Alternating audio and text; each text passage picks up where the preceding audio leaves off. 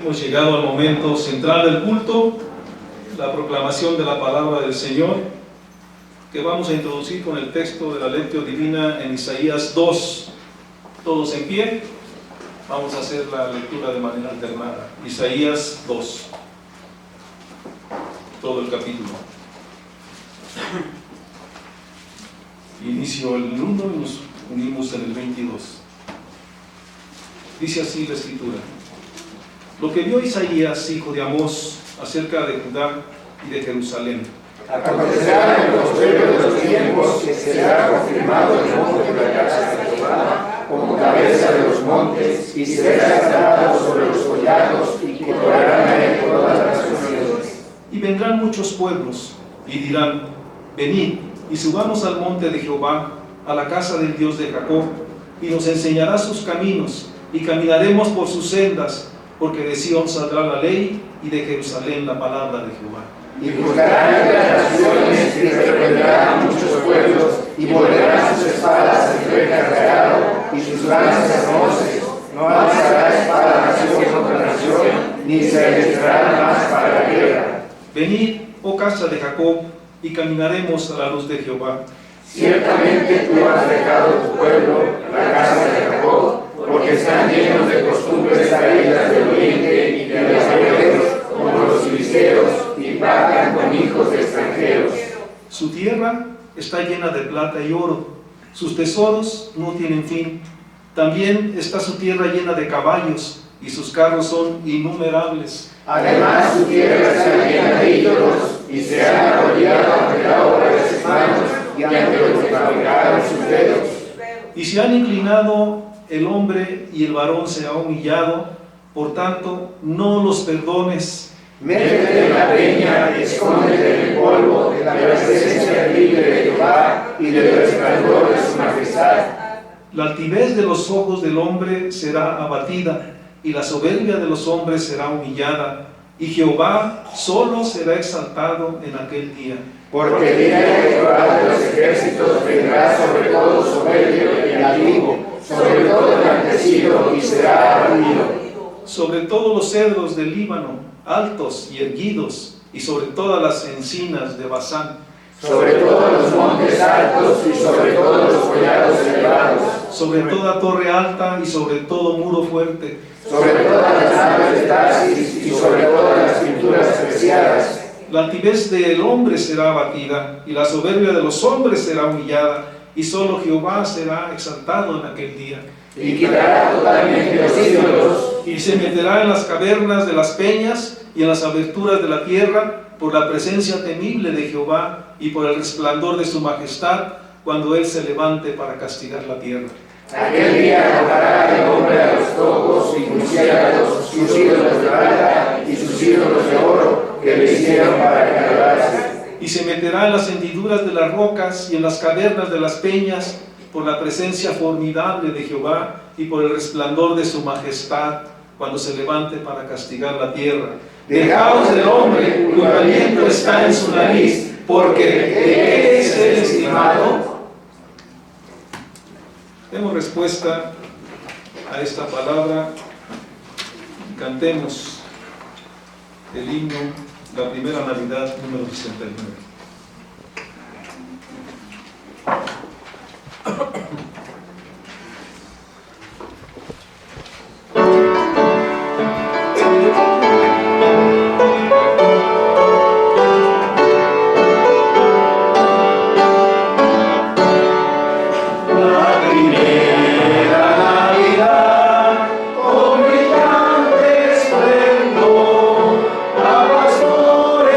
Humilde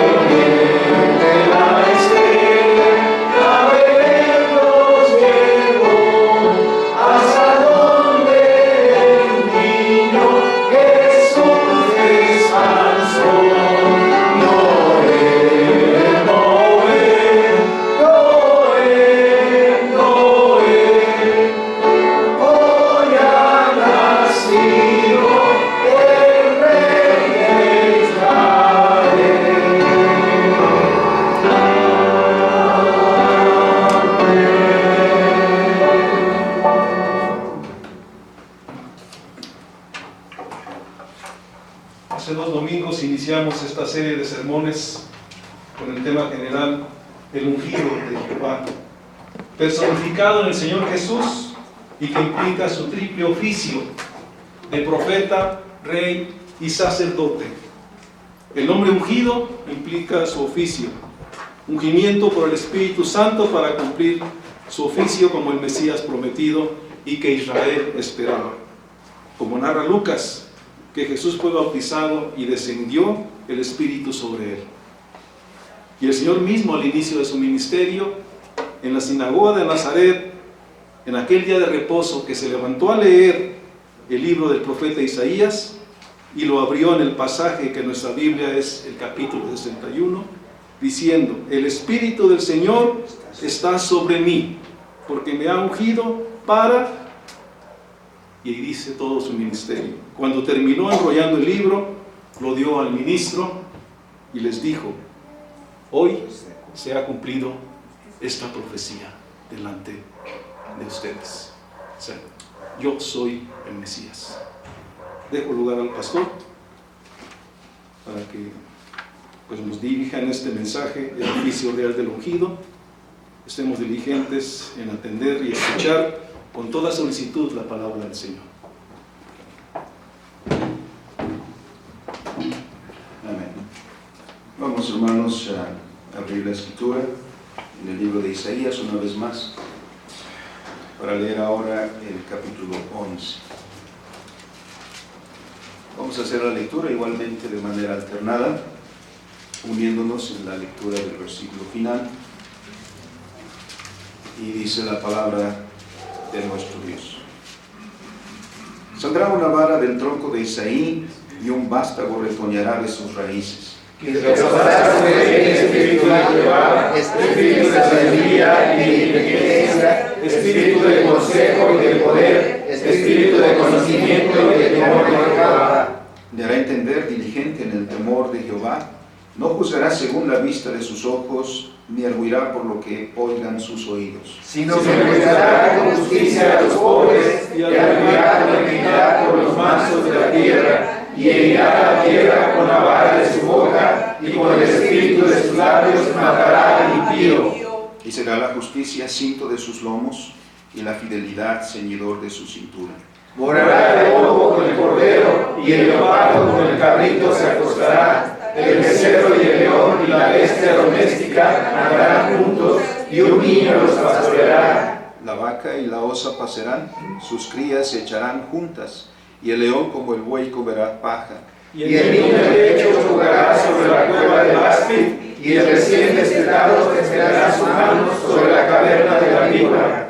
No harán mal ni dañarán en todo mi santo monte, porque la tierra será llena del conocimiento de Jehová, como las aguas cubren el mar. Acontecerá en aquel tiempo que la raíz de Isaí, la cual estará puesta por pendón a los pueblos, será buscada por las gentes, y su habitación será gloriosa.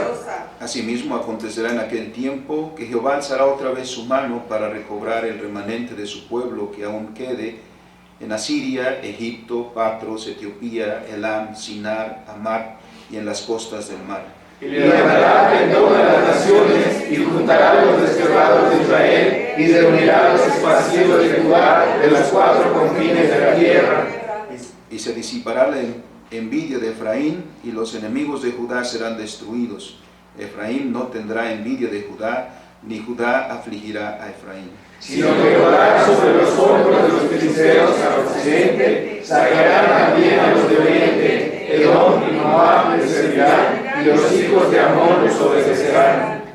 Y secará Jehová la lengua del mar de Egipto, y levantará su mano con el poder de su espíritu sobre el río, y lo herirá en sus 7 brazos, y hará que pasen por él con sandalias. Y habrá camino para el remanente de su pueblo, el que quedó de Asiria, de la manera que lo hubo para Israel, el día que subió de la tierra de Egipto.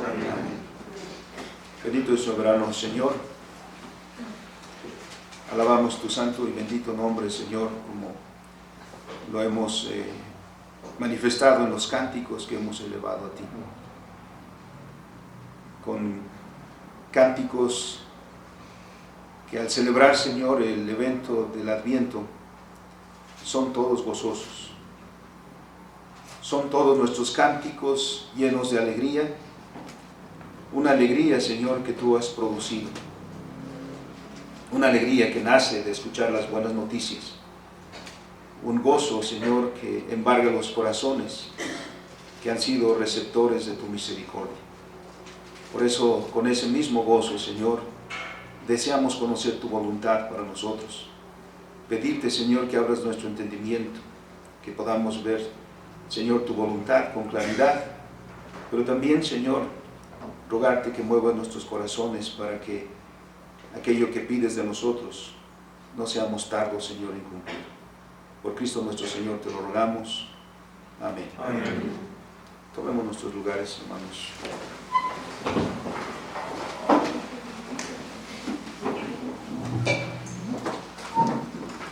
Damos gracias a Dios, hermanos, que nos podemos reunir en este tercer domingo de Adviento, recordándonos maravillosos acontecimientos y, como hemos mencionado, todos eventos históricos, todos eventos llevados a cabo en la historia de la humanidad, en la historia de nuestro mundo, y todos estos eventos hablándonos de la obra redentora de nuestro Dios, de la obra de sus manos.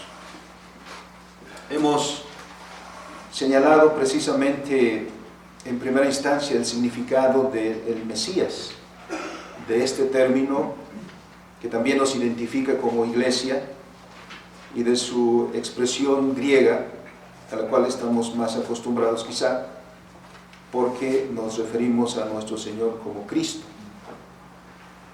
El Cristo, el Mesías, señalan precisamente al oficio, a la unción. Nuestro Señor fue ungido, fue designado por el Padre para hacernos redentor, para obrar para nosotros redención. Por eso, cuando miramos a su oficio y observamos con detenimiento los tres oficios que están implícitos en esta unción, como hemos visto, desempeñó nuestro Señor su oficio profético, porque es la revelación máxima de nuestro Dios, la plenitud de la revelación, diciendo el Señor Jesucristo mismo que Él vino para darnos a conocer la voluntad del Padre.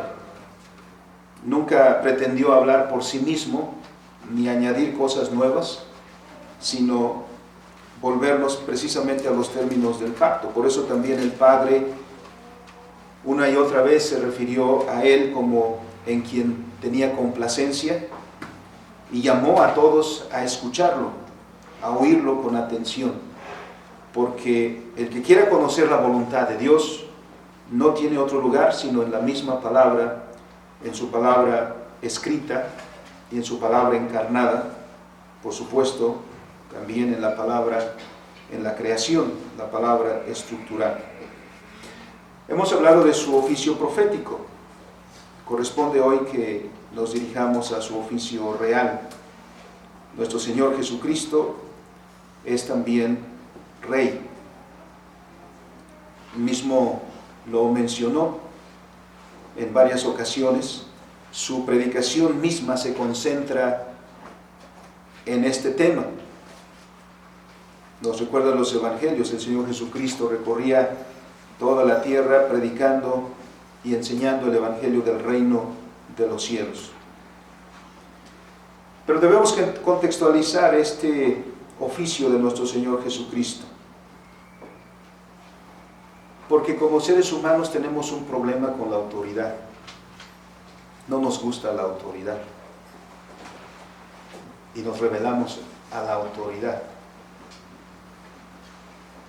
Queremos ser libres para hacer lo que queramos. Y creo que en esta generación más que nunca, que nos dejen ser lo que nosotros queremos ser. Y a todo aquel que se presenta como autoridad señalando la verdad, se le acusa hoy en día de violento, de tener alguna fobia. Y no es así. Pero son con estos términos con los que se defienden para decir, déjenme ser lo que yo quiera ser. Hay un problema con la autoridad. Y no es reciente, sino la humanidad ha estado lidiando precisamente con este tema. Porque la causa de su pecado, la causa de su caída, fue precisamente que el hombre quiso ser independiente de su Creador. Este fue el inicio de nuestra miseria. Y por lo tanto, todo lo que ha salido mal en la vida humana, como menciona el apóstol Pablo, él lo expresa diciendo en Romanos 1:29, estando atestados de toda injusticia. En esta expresión engloba toda esta cuestión de que ha salido mal en la vida humana. Y todo por habernos rebelado directamente contra quien nos creó, por habernos rebelado contra nuestro Hacedor. Porque la Escritura nos dice que habiendo sido creados por Dios, fuimos creados para servir a nuestro Dios. Todo el mundo conoce la pregunta 1 y respuesta 1 del Catecismo Menor de Westminster, ¿no? ¿Cuál es el fin principal del hombre?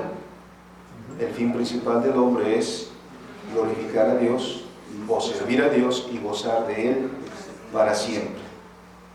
Para esto fuimos creados. Nuestros padres fueron puestos en el Edén para que lo labraran y lo guardasen, siendo este el ejercicio precisamente de su servicio delante de Dios, delante de su Creador. Pero el hombre rechazó ese señorío, rechazó vivir en esa autoridad, rechazó y menospreció al Creador y prefirió escuchar otra palabra diferente, esa palabra que escuchó de Satanás y que despertó en él la ambición de su autonomía, la ambición de querer ser su propio Señor y de hacer su propia voluntad, de poner a su voluntad como norma para su vida. El resultado de eso, lejos de ser positivo, lejos de traer bien, trajo todo lo contrario. El resultado fue muy negativo para nosotros mismos y para toda la creación que fue puesta bajo nuestros pies, como dice el Salmo 8. A esto, o ante esto, Dios no se quedó solo observando. Dios no se quedó con las manos cruzadas para contemplar cómo su criatura, a quien puso sobre la obra de sus manos, iba cada vez más en declive, cada vez más experimentando su miseria.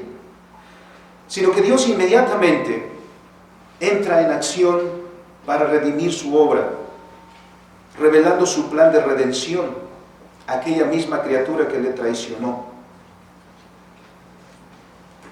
Adán y a Eva los confrontó con su promesa, anunció la redención, como dice el evangelista Lucas, porque nuestro Señor Jesucristo vino a buscar y a salvar lo que se había perdido.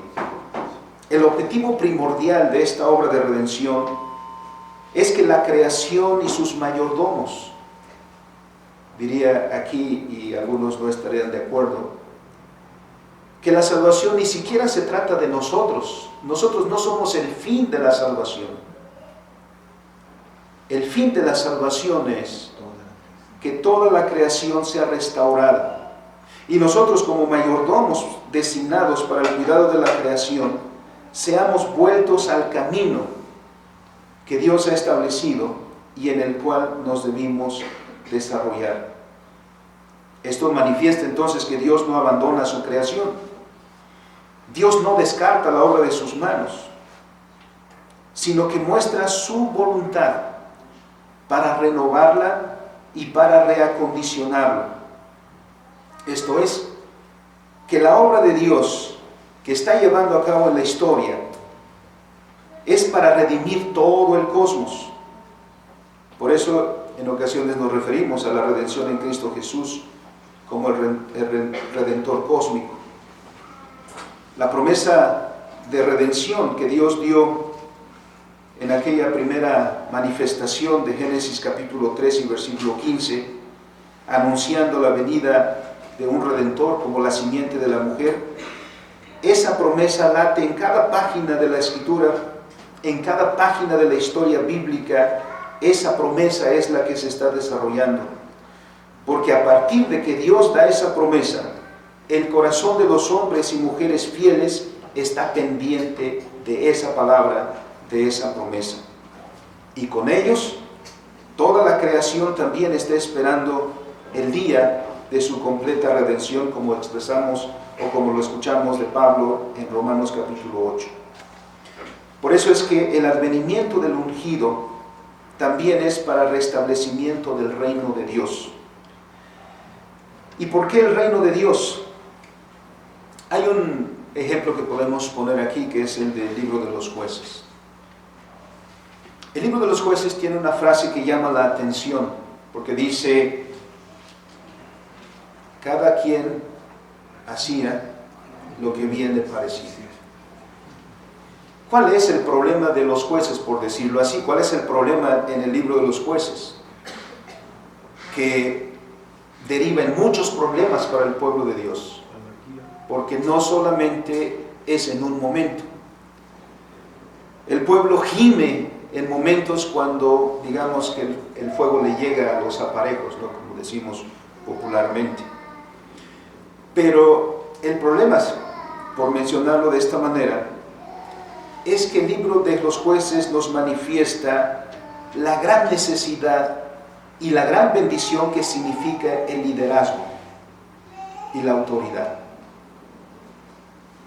Porque si no hay liderazgo, si no hay autoridad, si no hay quien guíe, entonces vamos a llegar a ese punto, que cada quien hacía lo que bien le parecía. Y en esa frase, de cada quien hacía lo que bien le parecía, no hay optimismo alguno, sino más bien es un gran pesimismo, es una gran expresión de alarma, porque las cosas no están bien. Entonces, es una utopía que nos dejen hacer lo que queramos y todas las cosas irán bien. No es posible. La única manera en que todas las cosas han de marchar bien es bajo un señorío y bajo un liderazgo justo. Ciertamente nuestra vida nos ha enseñado de autoridades muy injustas. También hemos visto ese otro lado, de autoridades que no conocen la justicia y que en el ejercicio de su autoridad, lejos de traer bien, lo que han traído es mal, han traído sufrimiento. Y la historia está ahí para enseñarnos y para recordarnos. Alemania en la Segunda Guerra Mundial, por ejemplo, un gran ejemplo del siglo pasado, que nos enseña lo terrible que puede ser quien detenta la autoridad pero no tiene sabiduría. Y esos no son ejemplos grandes, también en nuestra vida los tenemos. Cualquier autoridad que ejerce su autoridad sin sabiduría tendrá una repercusión negativa. Habrá sufrimiento en lugar de shalom. Pero el ejemplo que he puesto del libro de los jueces nos enseña cuán necesaria es la autoridad, la dirección y la guía de quien tiene sabiduría. Y eso es a donde nos guía precisamente el advenimiento de un rey. Porque como lo hemos visto en los 2 capítulos de Isaías que hemos leído, cuánta falta hace un rey de justicia, un rey sabio que gobierne sabiamente, y ese rey que gobierne sabiamente traerá shalom, en este caso a su pueblo. Porque el punto focal, el punto en que se concentra la redención es esta: que toda la redención vuelva a la obediencia a Dios.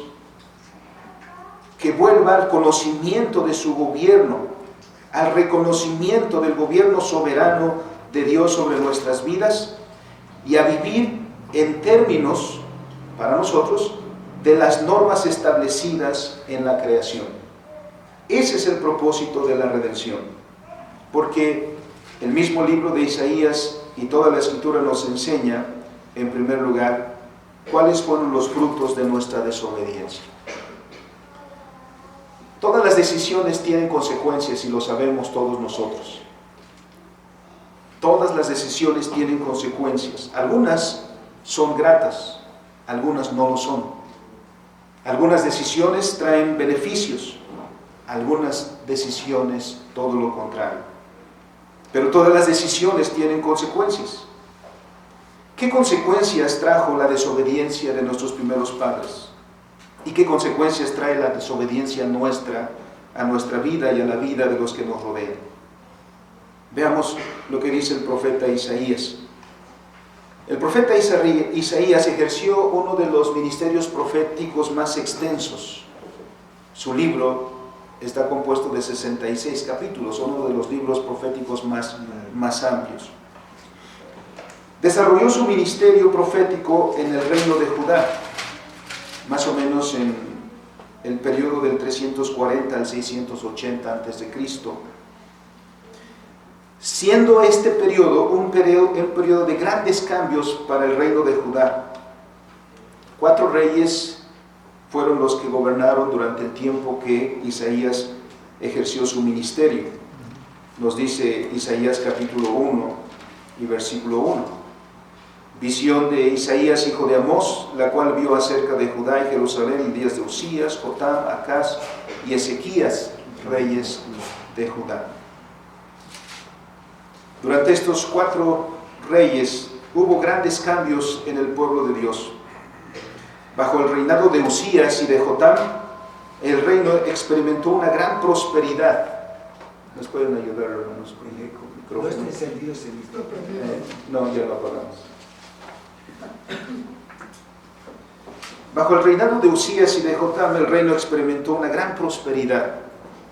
A su vez, y esto es tanto individual como colectivo, ¿qué sucede cuando una persona experimenta gran prosperidad en su vida? O cuando una nación experimenta gran prosperidad en su vida, ¿qué resultados puede traer? Es una gran tentación, hermanos, esto, porque puede traer la sensación de autosuficiencia. Nos da la sensación de que estamos bien, de que no necesitamos más.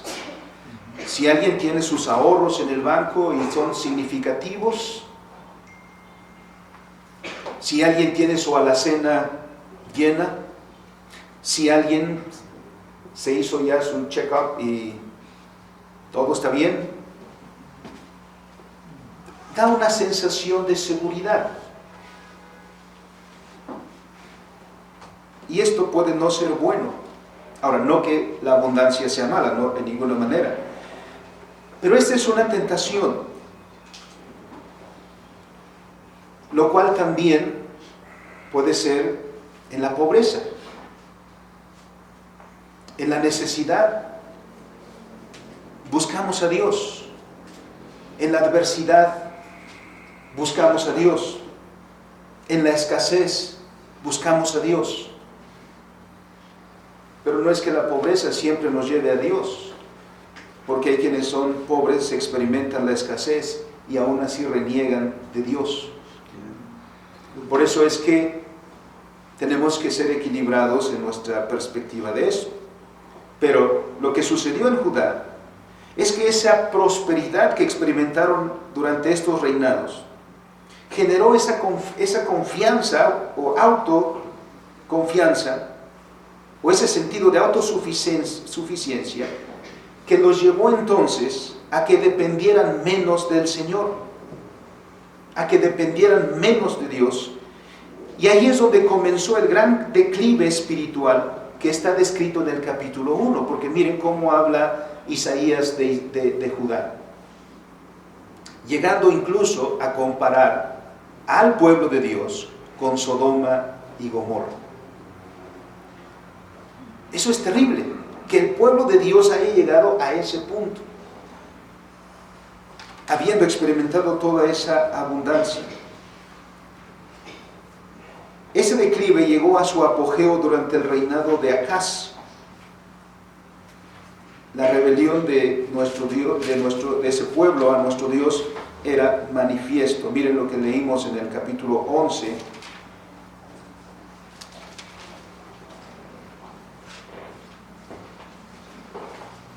En el capítulo 2.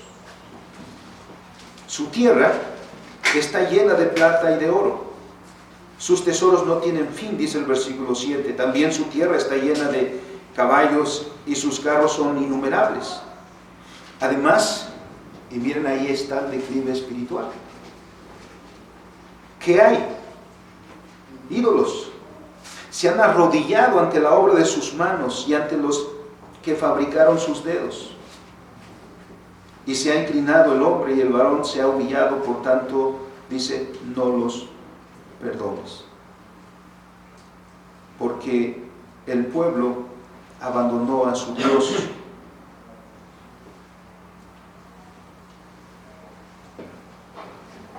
El capítulo, todo el resto del libro de Isaías es interesante para que lo leamos. Lo que queremos mencionar aquí es simplemente este problema que experimenta el pueblo de Dios.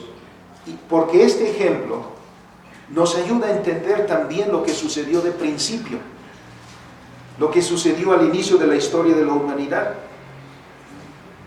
¿Qué hizo la humanidad cuando se alejó de Dios en esa búsqueda de autonomía, en esa búsqueda de independencia de Dios y de renuncia a la palabra de Dios como norma para su vida? ¿Cuáles fueron los resultados? Miramos a lo que dice Pablo en Romanos capítulo 1, que la humanidad llegó a estar atestada de toda injusticia.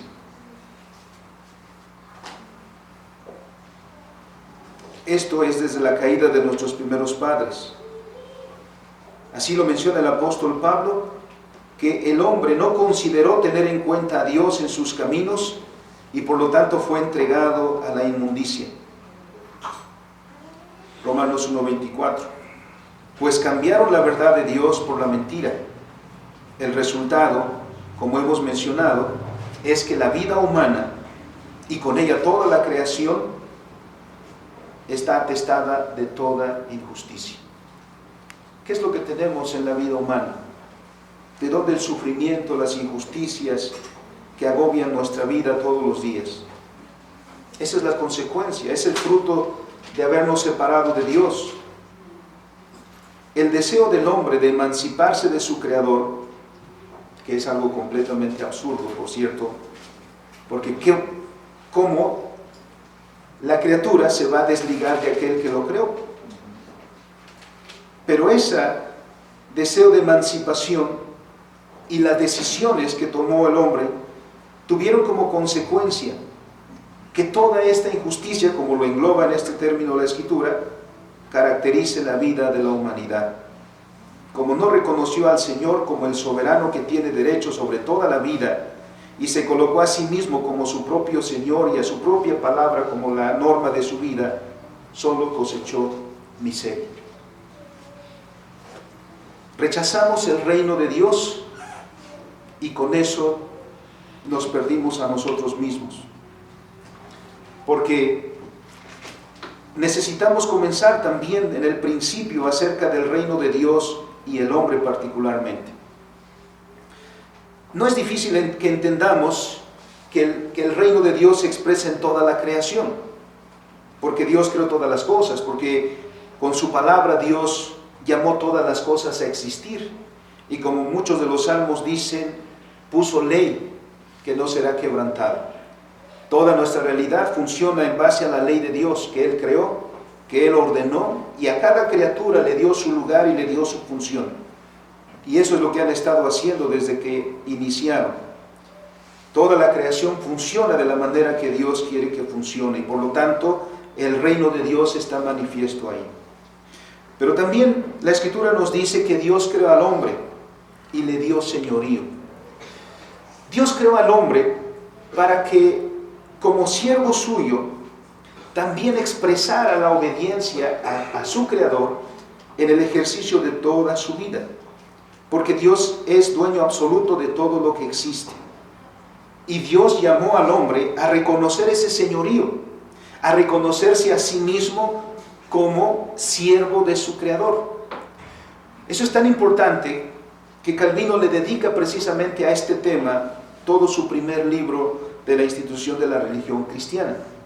Él dice, si queremos conocernos a nosotros mismos y si queremos que ese conocimiento sea verdadero, la única manera en que podemos comenzar es conociendo a nuestro Creador. Porque conociendo a nuestro Creador conoceremos también correctamente a toda la creación y a nosotros. Y entre estos capítulos de este primer libro, Calvino menciona cuál es el lugar que Dios le ha dado al hombre. Y es este, que Dios crea al hombre y lo puso en el huerto del Edén para ejercer señorío. A esto se le conoce como la mayordomía de la humanidad. Mayordomía literalmente quiere decir la administración de la casa o el cuidado de la casa. Y el ejemplo que podemos poner es uno que encontramos en Génesis, el oficio que desempeñó José en Egipto. O también encontramos a Daniel o Mardoqueo en Persia, porque estos personajes fueron colocados en un lugar que podemos tomar como ejemplo para ver el lugar que ocupa el hombre en toda la creación. Después de toda esa historia que vemos en José, José llega al punto en que Faraón le dice primero a su gabinete, ¿dónde vamos a encontrar un hombre con estos talentos a quien podamos encomendar la administración de Egipto? Porque se enfrentaban a que venían 7 años de gran abundancia. Pero ustedes saben, hermanos, y yo sé, que cuando tenemos una gran abundancia, también solemos gastar con una gran generosidad, ¿no? Y que de nada nos sirvió tener abundancia, porque así como la abundancia llegó, así también se va, y después tenemos gran miseria. Faraón dice, necesitamos administrar la riqueza. ¿Y qué mejor hombre que este que ha expresado tal sabiduría? Bueno, José recibe de Faraón el nombramiento de administrador de Egipto. Y dice, todos los demás estarán bajo tu autoridad. El único que estará sobre ti como autoridad seré yo. En ese punto, entonces, José es el mayordomo de todo Egipto. Él va a administrar, él va a mandar, él va a gobernar, él va a ordenar cómo se va a manejar todo lo que Egipto tiene. Bueno, de esa misma manera dice el Salmo 8.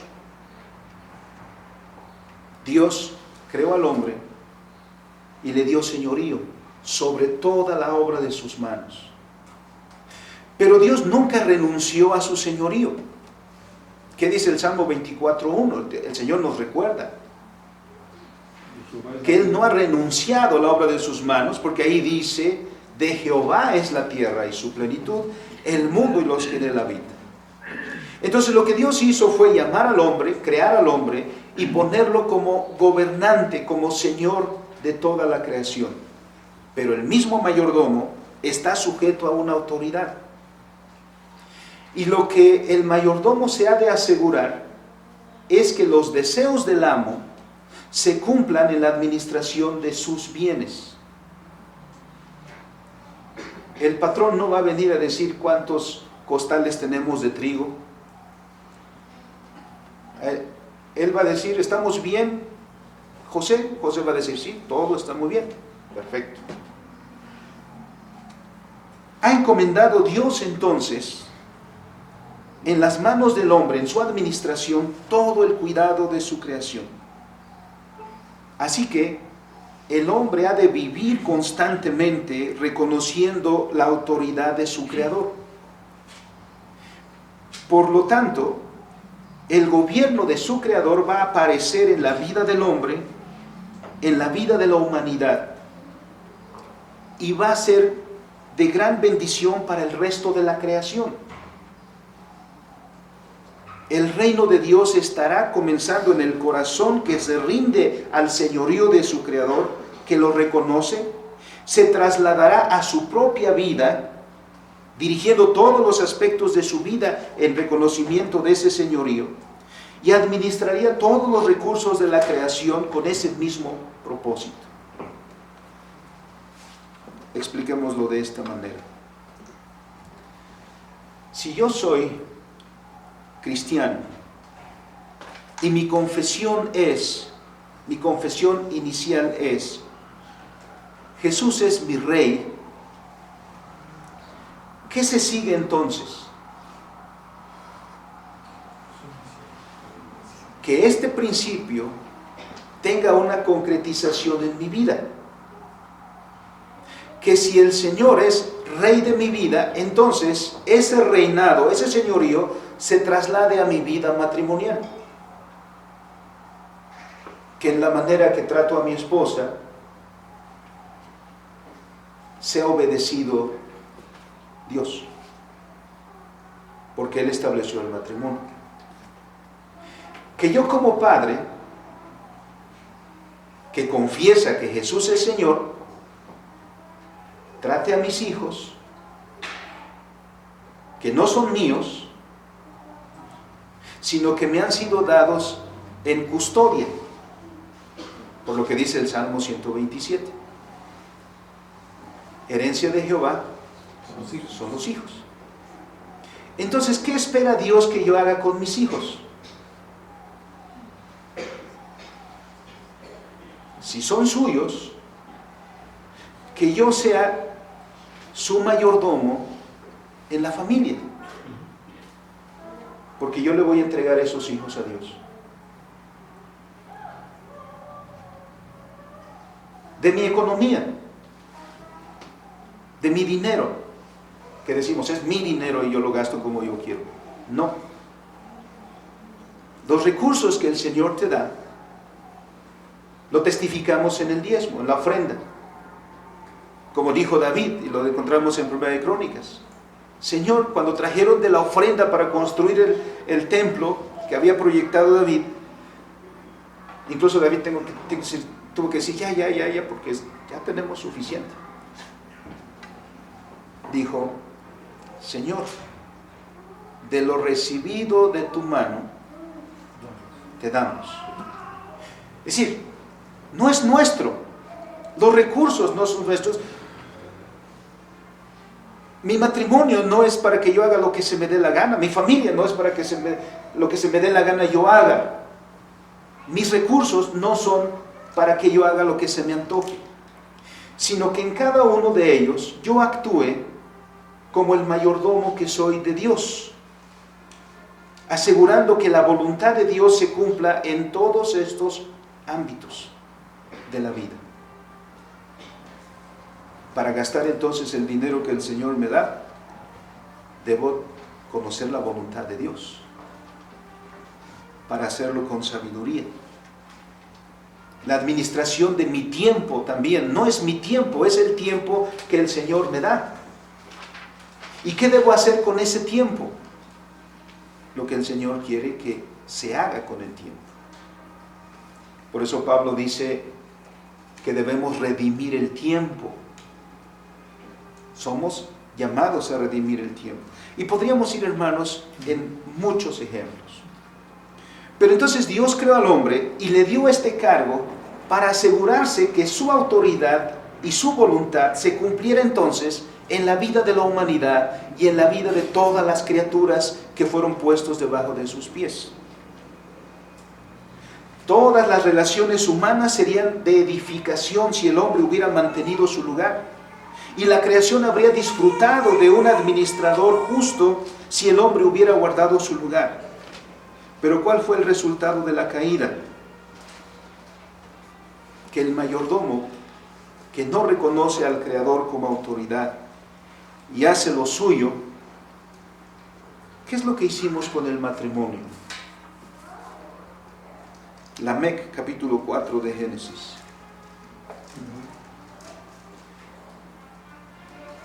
De repente dice, vengan acá mujeres de Lamec.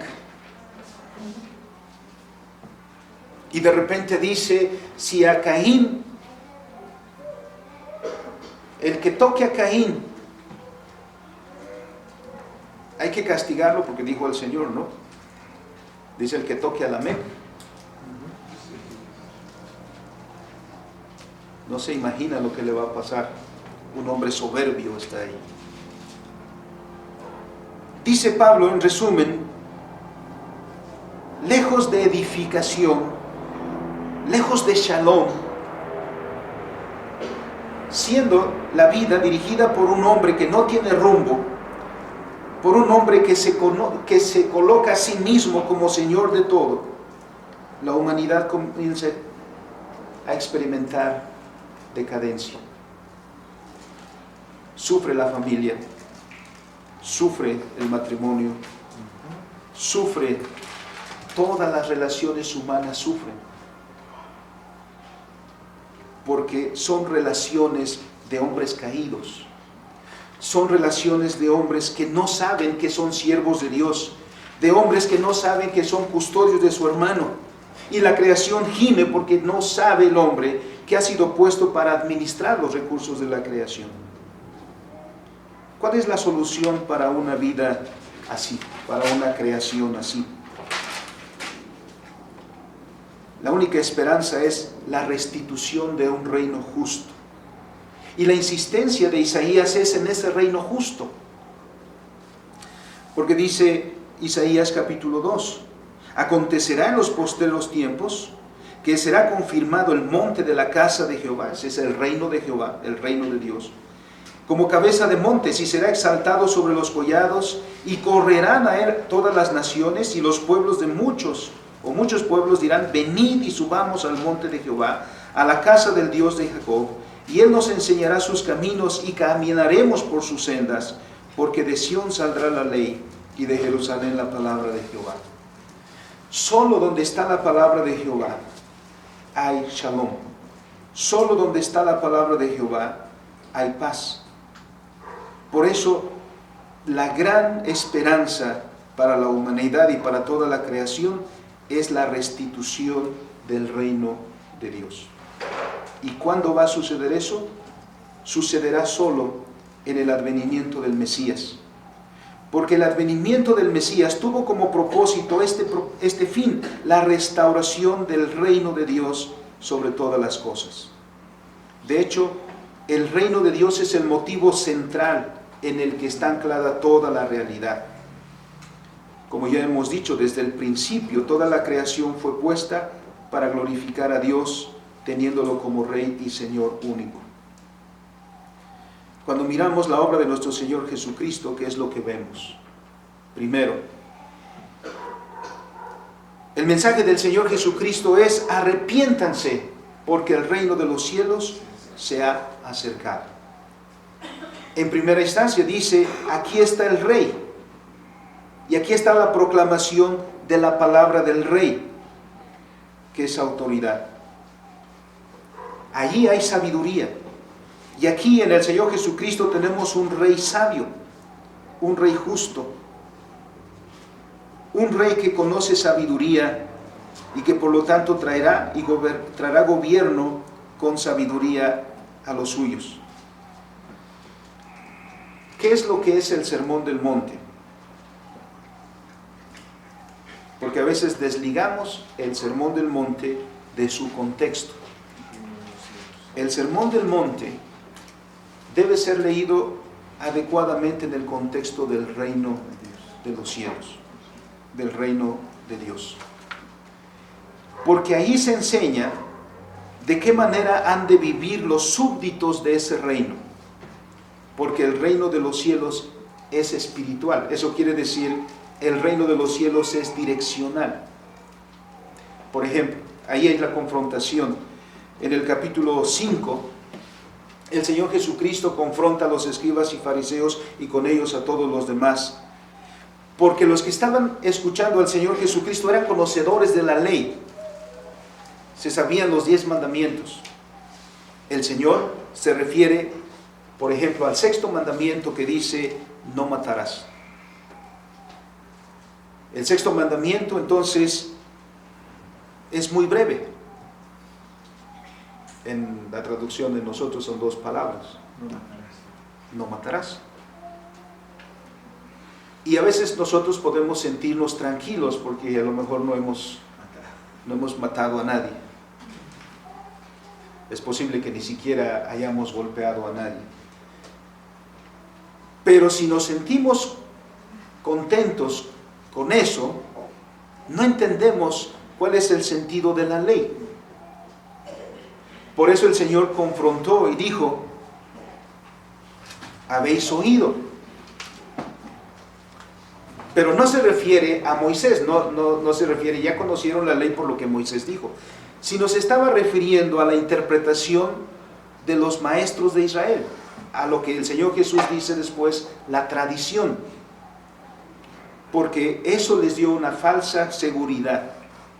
El Señor Jesús los confronta y dice, ¿qué es lo que el 6º mandamiento pide? Ahora lo podemos aprender porque el catecismo lo tiene. Pero el Señor Jesús va a ese punto, que el reino de Dios en principio es espiritual, porque busca el corazón. ¿Qué es lo que busca el 6º mandamiento? Que dice, no matarás. El 6º mandamiento está enmarcado en la 2ª tabla de la ley, que se resume por el Señor Jesucristo, amarás a tu prójimo como a ti mismo. Entonces, la raíz del 6º mandamiento es, ama a tu prójimo como a ti mismo. Lo que el 6º mandamiento pide es entonces que todo lo que está de tu parte para salvaguardar el bienestar de tu prójimo, lo debes hacer por amor a tu hermano.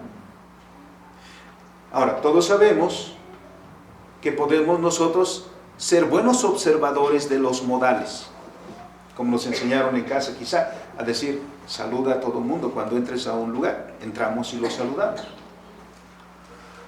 Pero el saludo formal es una cosa y el afecto a quien se saluda es otro. Podemos saludar a alguien y no tener ningún afecto, o todavía más, podemos saludar a alguien y odiarlo en nuestro corazón.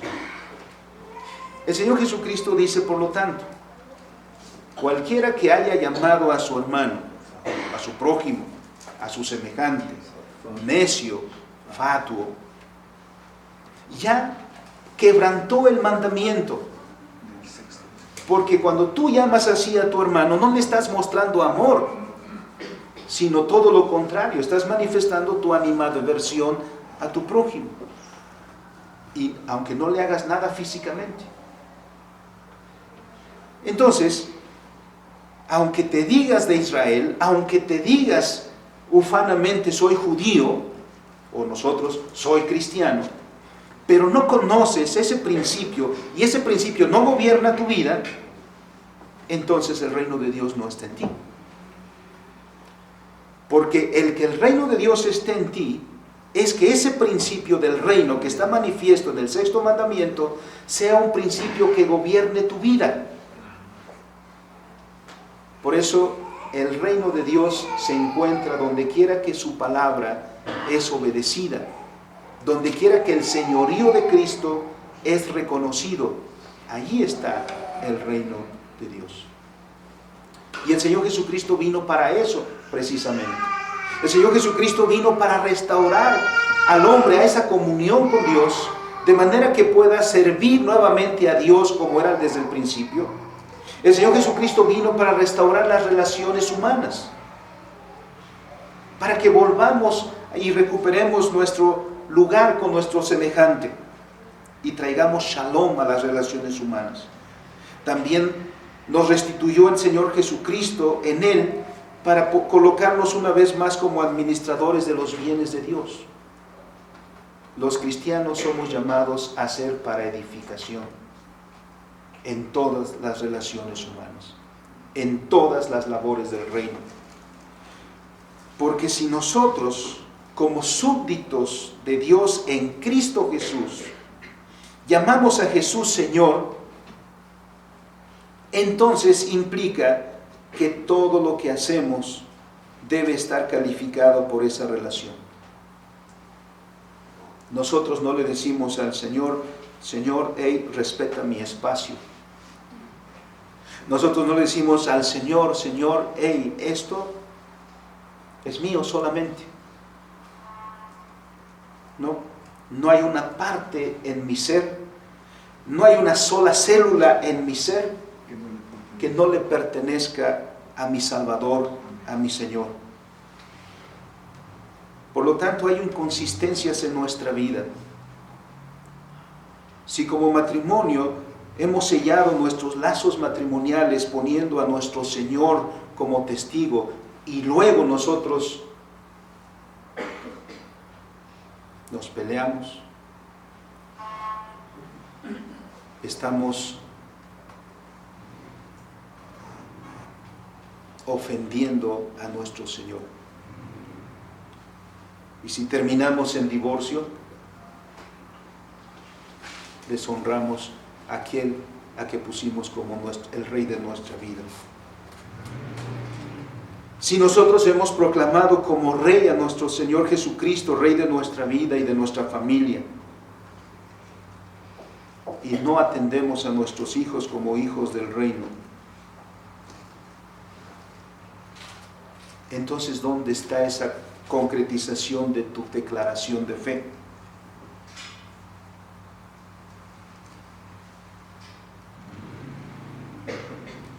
Si no educas a aquellos a quien el Señor te dio en resguardo como herederos del reino, ¿qué cuentas le vas a dar al Señor de los hijos que te dio?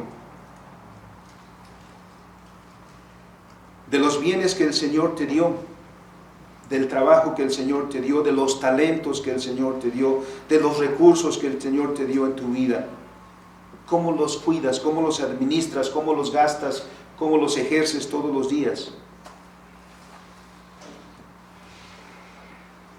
Si olvidas que son del Rey y tú eres un administrador,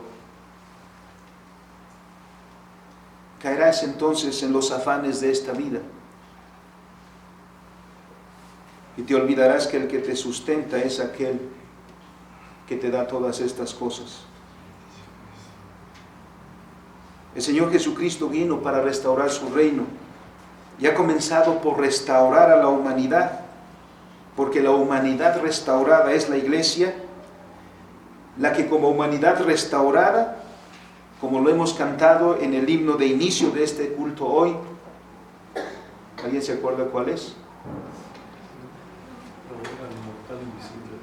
Lo ora el inmortal e invisible Rey. Esta es la iglesia, la humanidad, que entonces afianza su existencia aquí, dándolo honor al inmortal e invisible Rey.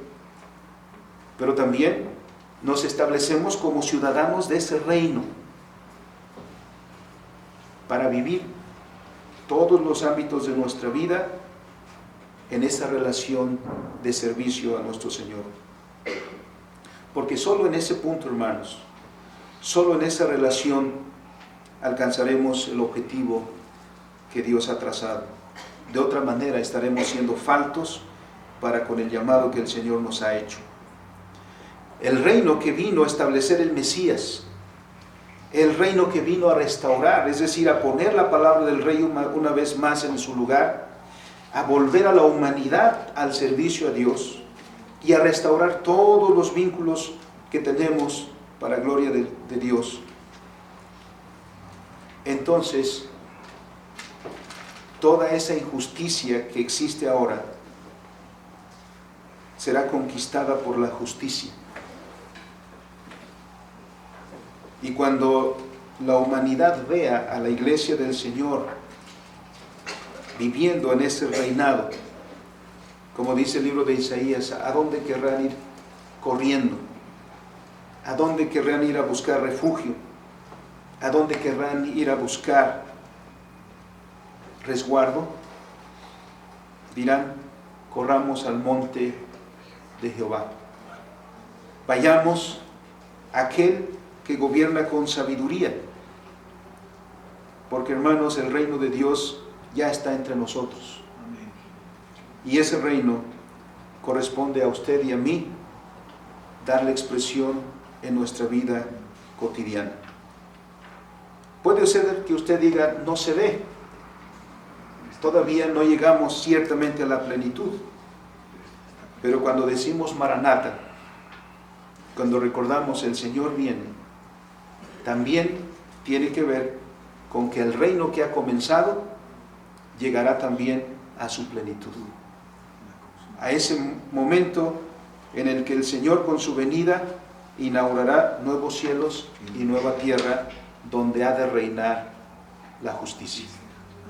Que hasta ese punto el Señor nos lleve con bien, pero también recordemos nuestra vocación que hemos recibido en el ungido.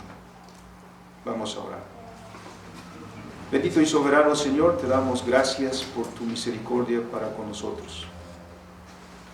Que siendo nosotros ingratos para contigo, Señor, no hemos recibido la recompensa justa por ello, sino más bien, Señor, tu gracia y tu misericordia volviéndonos a ti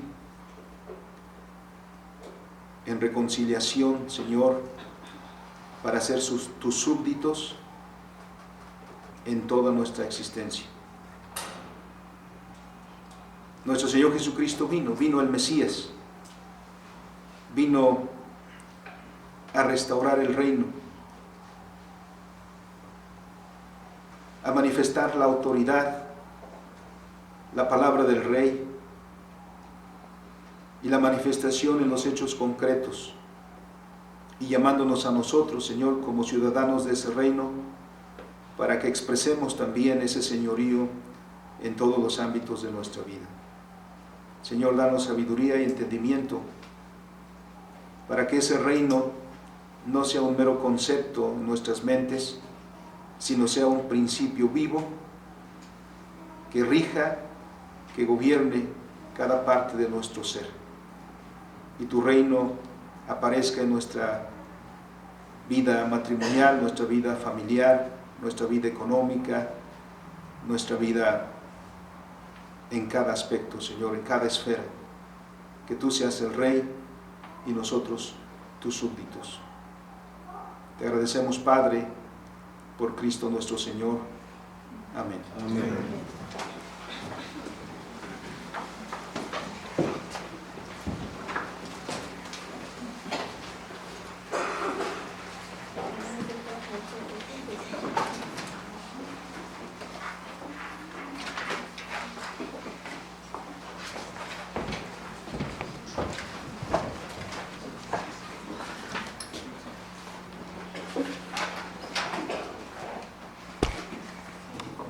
Todos en pie, hermanos, vamos a dar respuesta a la predicación con el himno de respuesta que es: al mundo Paz nació Jesús, número 63.